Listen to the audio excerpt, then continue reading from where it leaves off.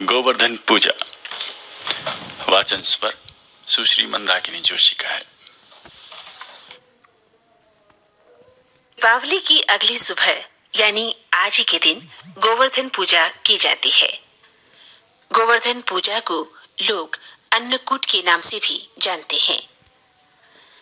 इस त्योहार का भारतीय लोक जीवन में काफी महत्व है। इस पर्व में प्रकृति के साथ मानव का सीधा संबंध दिखाई देता है। इस पर्व की अपनी मान्यता और लोक कथा है।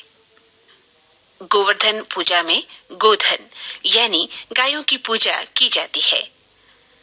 शास्त्रों में बताया गया है कि गाय उसी प्रकार पवित्र होती है जैसे नदियों में गंगा। गाय को देवी लक्ष्मी का स्वरूप भी कहा गया है।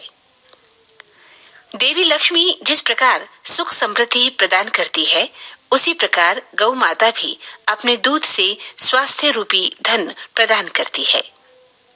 इनका बछड़ा खेतों में अनाज उगाता है और इस तरह गौ संपूर्ण मानव जाति के लिए पूजनीय और आदरणीय है।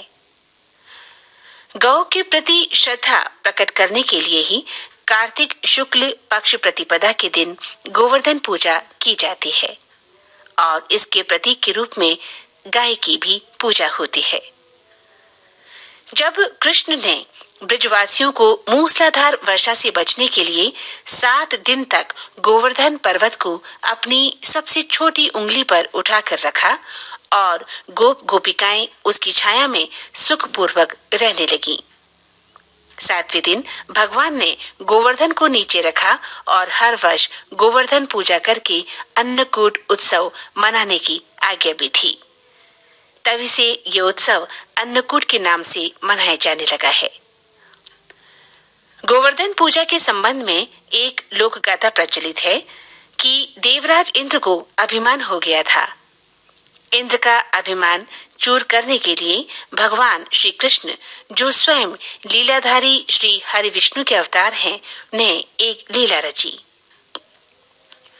प्रभु की इस लीला में यूं हुआ कि एक दिन उन्होंने देखा कि सभी ब्रजवासी उत्तम पकवान बना रहे हैं और किसी पूजा की तैयारी में जुटे हुए हैं। श्री कृष्ण ने बड़े भोलेपन से अपनी मैया यशोदा से प्रश्न किया, मैया, ये आप लोग किनकी पूजा की तैयारी कर रहे हैं? कृष्ण की बातें सुनकर मैया बोली, लल्ला, हम देवराज इंद्र की पूजा के लिए अन्नकूट की तैयारी कर रहे हैं।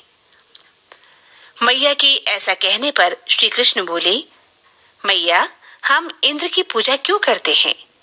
तब मैया ने कहा कि वो वर्षा करते हैं, जिससे अन्न की पैदावार होती है और हमारी गायों को चारा मिलता है।